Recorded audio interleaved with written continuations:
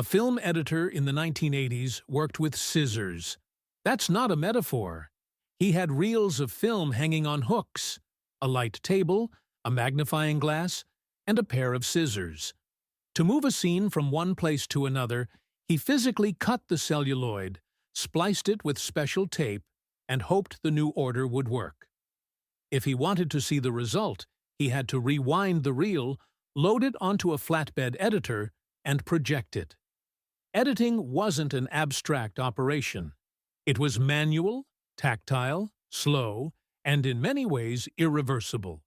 And that's how it had been since the early years of the 20th century. Celluloid was, for decades, the only material cinema had.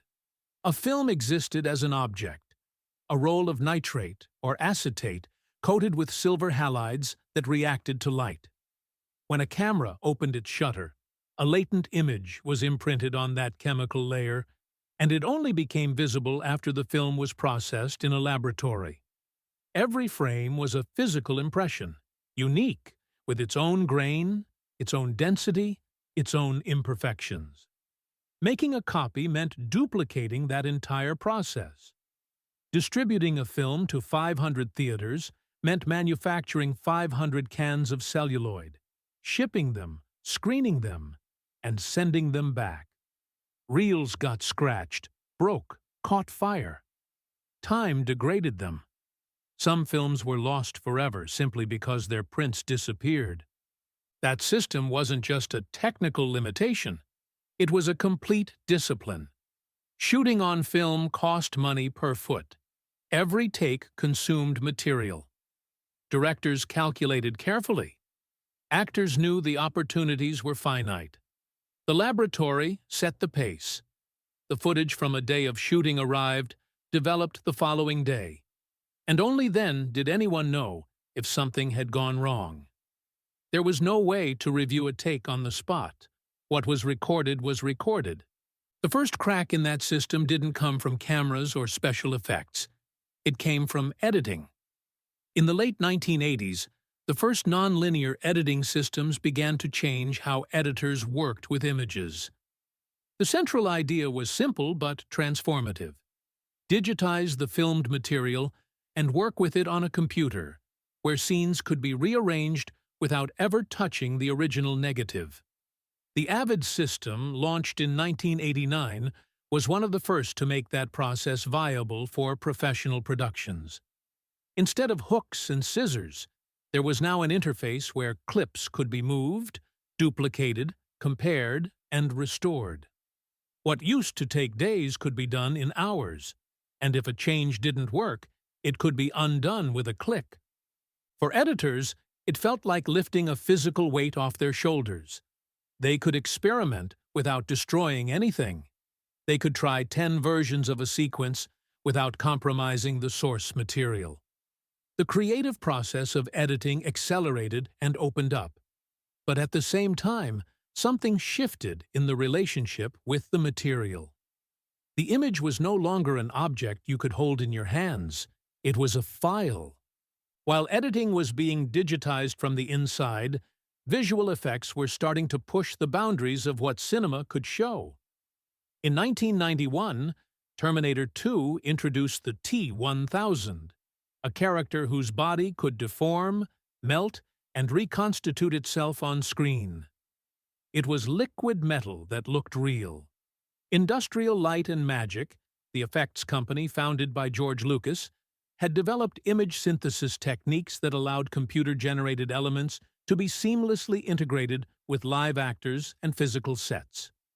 The result was something no animatronics or makeup had ever achieved before. A fluid transformation with no cuts, no visible physical limits. 2 years later came Jurassic Park, and cinema moved again. Steven Spielberg wanted dinosaurs that looked like real animals moving through real environments. The effects team explored several options: puppets, stop motion, animatronics. But when Dennis Muren and his team at ILM showed a test reel of digitally generated dinosaurs in motion, Spielberg made a decision that would change the industry. The film combined animatronics for close-up shots with digital dinosaurs for wide action sequences. It wasn't a wholesale replacement of traditional techniques. It was a synthesis. And the result convinced millions of people they had watched extinct animals move through the rain.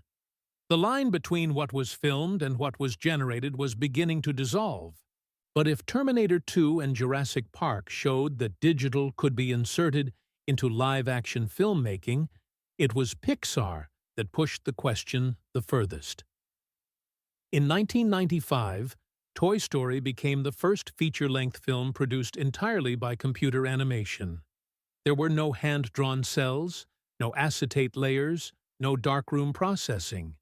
There was only code, three-dimensional geometry, algorithms for light and surface texture, and a team that had spent years working to make synthetic characters convey something close to emotion. Pixar had started as a division of Lucasfilm and spun off as an independent company in 1986. Its researchers, including John Lasseter, had bet that the computer could be a narrative medium, not just a tool for visual effects. Toy Story proved them right, earning over $300 million worldwide in its initial release. Digital animation wasn't an experiment anymore. It was a new industry. In the years that followed, The Matrix redefined the limits of what could be shown on screen once again.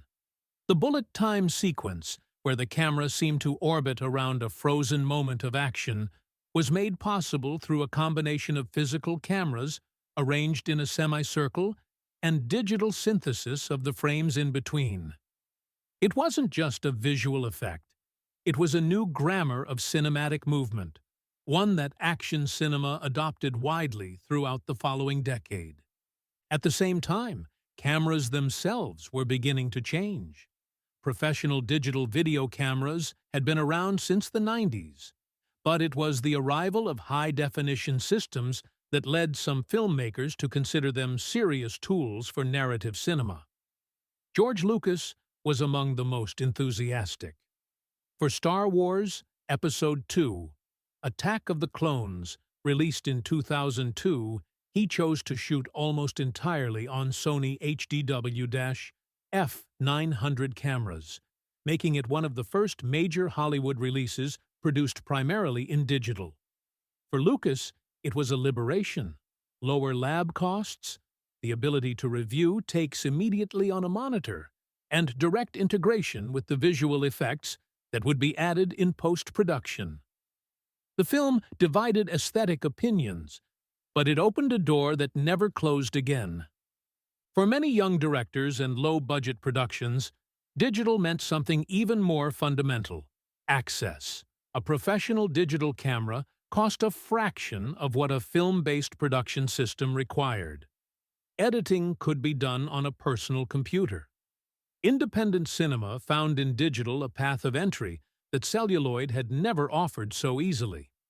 Documentary filmmakers, directors from countries with small film industries, film students in different parts of the world began producing work with resources that would have been unthinkable before. The cinematographic image became democratic. But that democratization brought its own paradox. Where scarcity once imposed discipline and served as a filter, abundance raised new questions. Making images had become easier, but standing out in a world of infinite images had become harder. The barrier to entry dropped, and with it dropped some of the friction that had historically encouraged care and precision. Not every director celebrated the change. Christopher Nolan, Quentin Tarantino, and Paul Thomas Anderson, among others, continued shooting on celluloid whenever their projects allowed. It wasn't decorative nostalgia. It was a genuine conviction about the texture of the image, about film grain, about the discipline that comes from knowing every foot of film costs money and can't be undone with a click.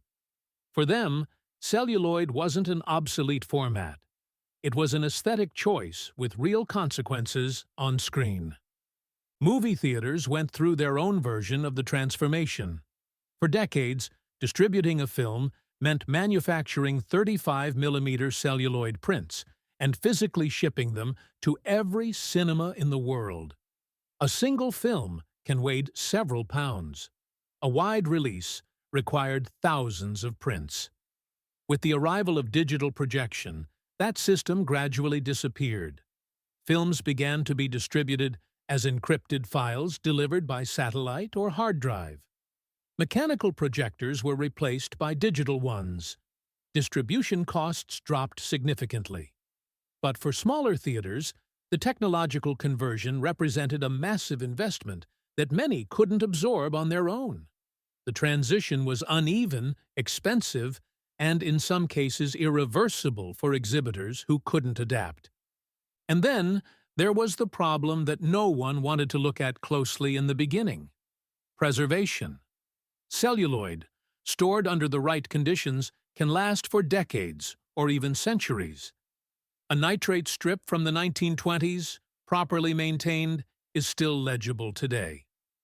A digital file depends on formats, operating systems, reading devices, servers, and technical standards that change every few years.